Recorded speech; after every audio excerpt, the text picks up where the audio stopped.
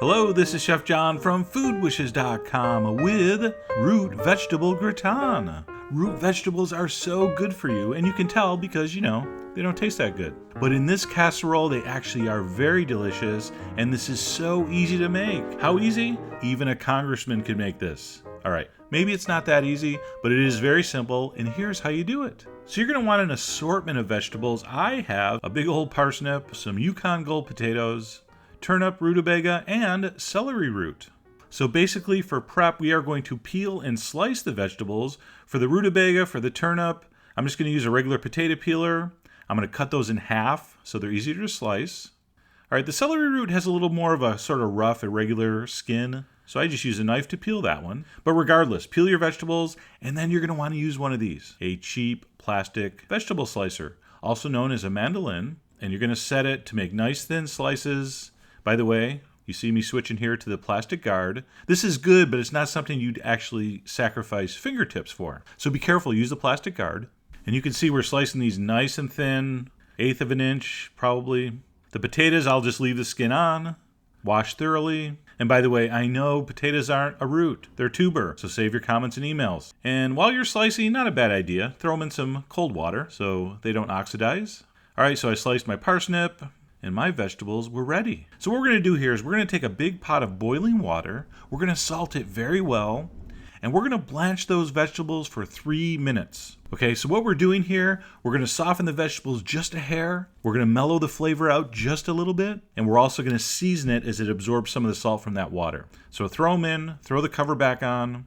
Of course, we're on high heat the whole way here. And after 3 minutes, you're simply going to drain those. You don't need to rinse them, just drain them really well. Then we're going to take a 9x13 standard casserole baking dish. I'm going to put a little bit of extra virgin olive oil in the bottom. That's not so they don't stick, that's mostly for flavor. I'm going to dump in my veggies. Now, if you want to spend a half hour laying those in by hand so they're all nicely layered, go ahead. Not me. I dumped them all in, and I just used my tongs to kind of even them out. You're going to see later, we're going to do a trick that makes them all perfectly even. All right, next up, we have to prepare our cream mixture. I have some butter in a saute pan over medium heat. I'm going to add some chopped garlic, and I'm going to cook it in that butter until it starts to sing. What does that mean? Listen. Hear that? As soon as the garlic starts to sizzle, dump in your cream. We don't want the garlic to brown. So dump in the cream. I'm also going to grate in some fresh nutmeg. You can use the powder stuff, but buy a nutmeg and actually grate a little in yourself. A pinch of cayenne and some fresh thyme. Thyme is the official herb of root vegetable gratins. Why? It's just how it is. Don't question it. It works. It's been time tested. And then to lighten things up, instead of going all cream, we are going to put in some chicken stock or chicken broth. I'm going to throw in a pinch of salt. You could use vegetable broth here. I only use chicken stock, so this would not be vegetarian. And what we're going to do is we're going to turn the heat up to medium-high. And as soon as this comes up to a simmer, we're going to turn it off, and we're going to pour it over our root vegetables in the dish. Now, if you want, you can strain out the garlic. I don't. I like it rustic. By the way, rustic, the lazy chef's favorite adjective. But you'll see, as I even this out, it's not going to matter because I'm going to make sure everything is distributed evenly and all that garlic, most of it, will settle down into those vegetables anyway. Now, if you want to, you can grab your spatula or some tongs and pull some of the nicer, bigger, rounder slices of vegetable up to the top for a cooler looking surface. Really does not matter. Okay, so once that's done, we're going to definitely give it the old shake-a and the old tappa. All right, I'm going to finish with a nice application of freshly grated Reggiano Parmesan cheese, the good stuff. I'm going to cover loosely with foil, okay? So it's covered, but it's not airtight.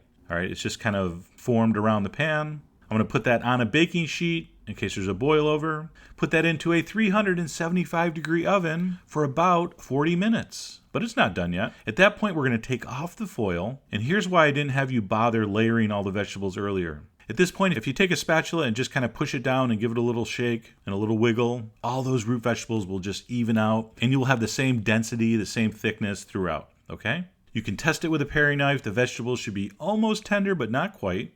Now we're going to put another bit of Parmesan on top so we get some nice browning happening on top. All right, so I'm going to leave it uncovered. I'm going to put it back in the oven for another, let's say half hour. It's done when it's bubbling, when it's browned, and when the vegetables are perfectly tender. So mine took about an hour and 15 minutes altogether. And I know I say this every time, you gotta let this sit at least 15-20 minutes. But after 20 minutes, you should be able to cut this, spoon it up, serve it next to something delicious, which obviously I did not have, so I'm serving it a la carte. Great side dish for any time of the year, but especially around the holidays. Oh, and by the way, fun fact, as I was making this, I was listening to The Roots. And speaking of The Roots, you are so gonna quest love this. You people over 50, ask your kids to explain that reference to you. Anyway, I hope you give this delicious side dish a try. Root veggies, they're good for you and they can taste good. So head over to foodwishes.com for all the ingredient amounts and more information, as usual. And as always, enjoy.